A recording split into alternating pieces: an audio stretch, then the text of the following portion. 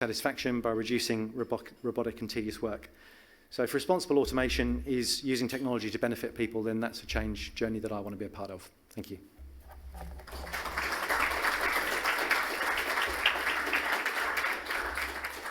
Now, I don't know who's next, so I'm going to have to rely on somebody else. I got a funny feeling we are. Oh, yeah. Great. Shall we sit? Great. Yeah, we should sit. We need a couple of... Do we have microphones? Please have a seat, Daniel.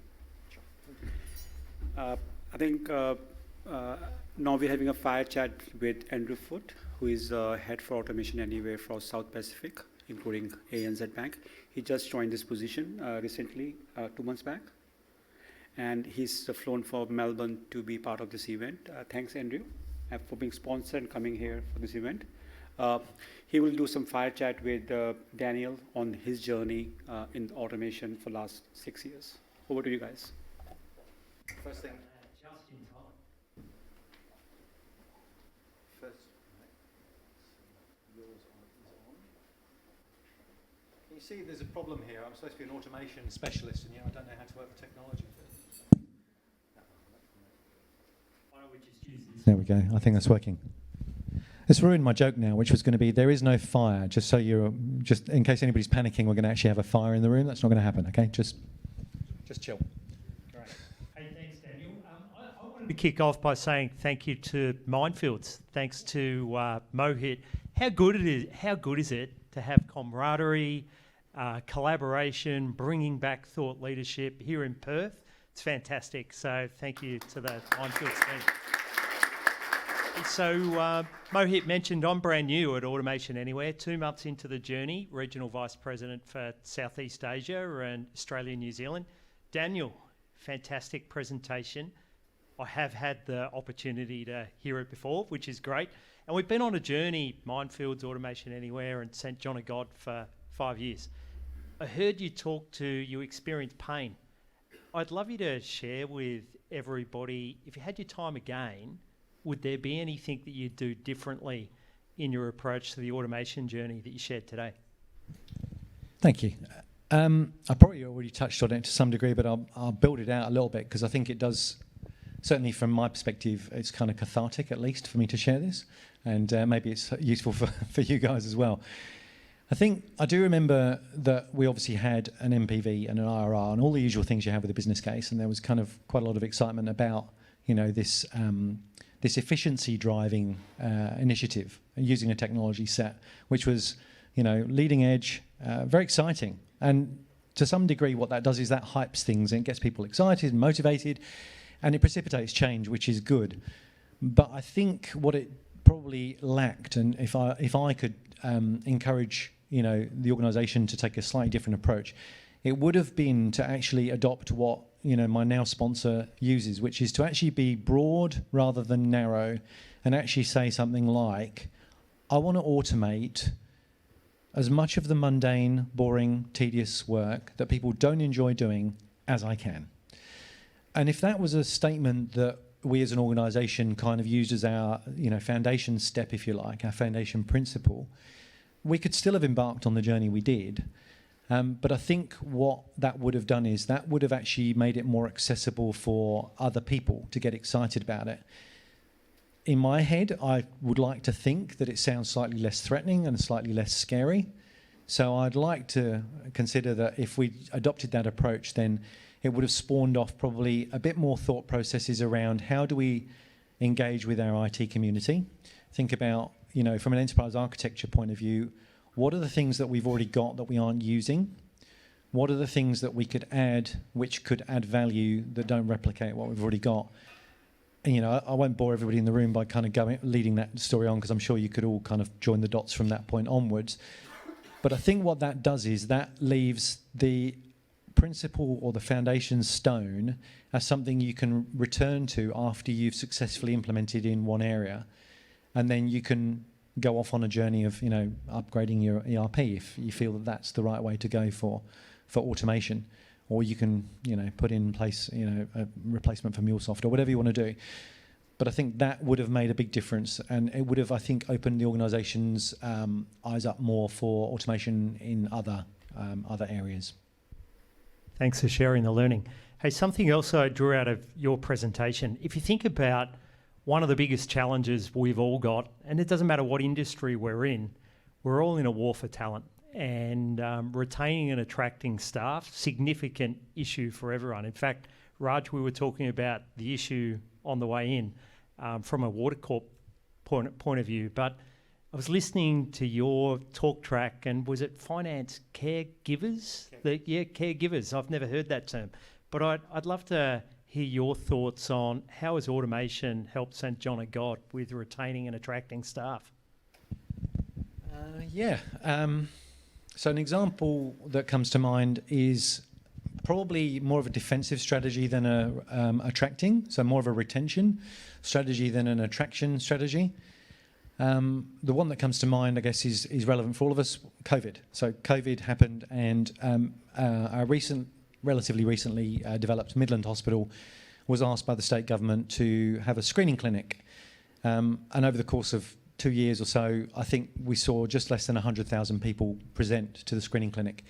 The state government was happy to reimburse our costs, but didn't want to kind of enter into a private negotiated contract, unit rate. We'll pay you $50 every time somebody pops in or anything like that. So they wanted to, have a fixed cost kind of approach, somewhat volumetrically driven, I'm sure, but they didn't want to get into individual bills. Whereas what that presented to us as an opportunity to actually screen, we knew that we'd have to actually collect patient information to be able to substantiate the billing process to the State Department. And so without having any time to really develop our existing patient administration system, we just used or exploited an existing kind of tool set within there. So we created these bills, and we just kept track of them over the course of 2 years. And at the end of the 2 years, or at points in intervals between, we collected money from the state government. And in doing that, we actually have to at some point actually get rid of the debt, if you like, because it actually sits there as in an accounting world, it looks like debt that people owe us because there's a rate that's actually in the system.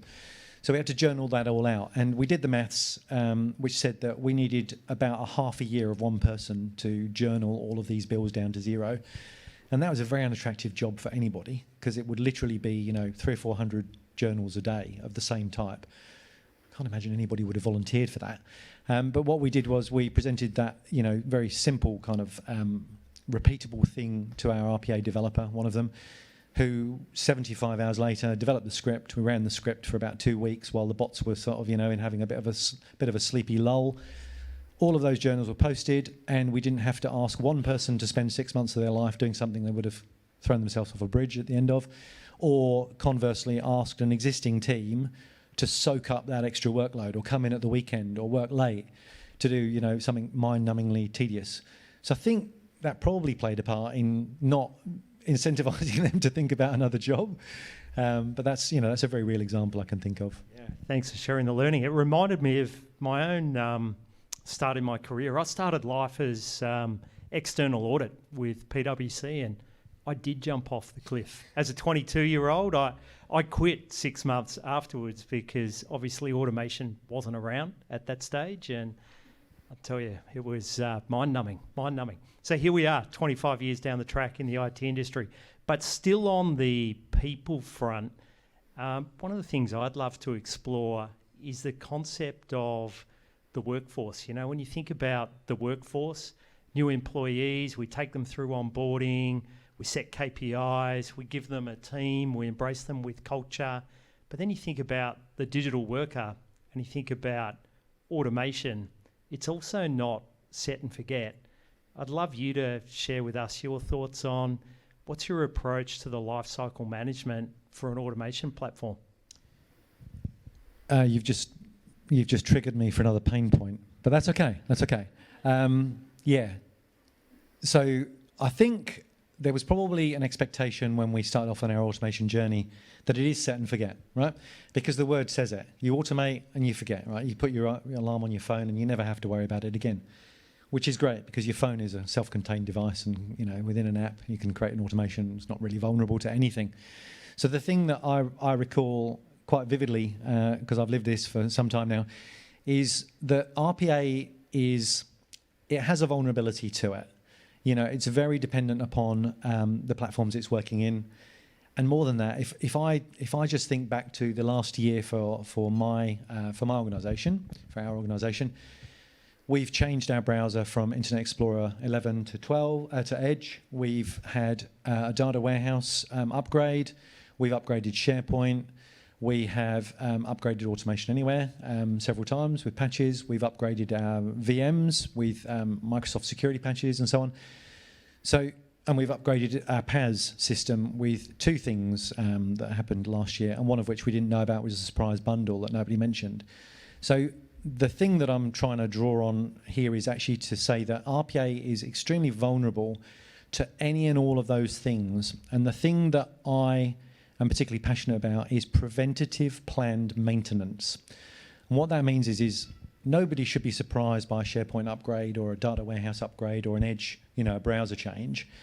So you can, to some degree, plan for that stuff, and you need to be planning for it because you need to be on the front foot, ready to test ahead of the curve, so that when the change happens, there's either no noise, ideally, or very little noise. So that's something that the two RPA developers that we brought on are actually doing for us. And we still get surprises because browsers crash. External websites that our RPA visits change from time to time. The UI looks slightly different. And just those subtle changes in the screen can make all the difference, in terms of a button that changed from submit to approve or whatever it happens to be.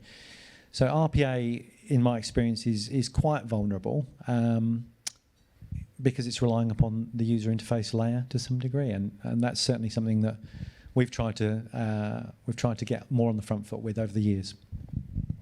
Thanks for sharing, Daniel. Hey, one last question, conscious of time, but I'd love to hear, how do you go about celebrating success? I think when I think automation, and you spoke to the fact that you've automated 30 processes, and we heard a little bit about two of them, but what do you do at St John of God to celebrate success with your automation?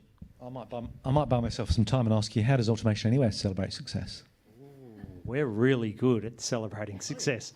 Yeah, look, and maybe if that's a flip side question, one of the things that I think is really important is you spoke about the importance of building a business case. And one of the things that we're big believers in is value realization. It's not just about the business case up front, but it's about what is the value realization at the end of the automation, and then how do you go about learning from the value realization in a positive or a negative way, because it doesn't always go perfectly. But if you celebrate the success internally, we've found that the customers that have done that well, it almost becomes a competition across lines of business. And, the more they celebrate success, you get outside of finance and you move into other lines of business. So we really encourage it.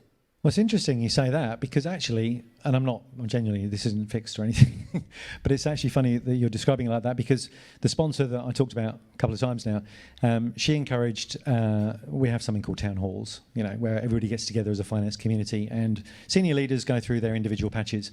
So the sponsor that I talk about actually does exactly what you just described there. So every opportunity she gets, she will say, we've recently implemented this automation, and that means 2,000, things that used to be done previously no longer need to be done previously. And that means that people can do more exciting things with their time.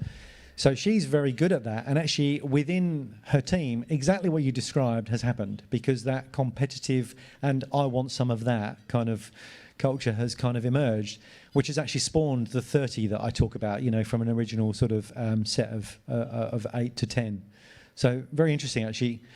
I mean, I will say as well, because I think it's appropriate to say it, today is a celebration. The fact that I get to come out here, my organisation's happy for me to take half a day out and kind of come and share my learnings and actually find out a little bit about what other people are doing as well, is also a demonstration that we're happy to celebrate in public our successes. So, maybe there's a couple of ways that we do that. Yeah, great stuff. On that note, the stage side chat has been fun. I wouldn't call it a fireside chat, but thank you, Daniel, for sharing the story of St John of God and really looking forward to learning more throughout the afternoon and driving good collaboration with all of you. Thank you, Andrew.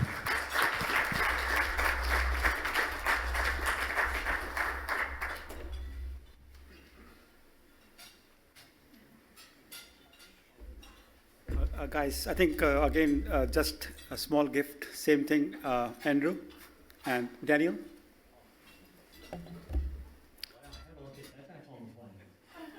Thanks, mate. Yeah, it's not for, so sorry, there are two.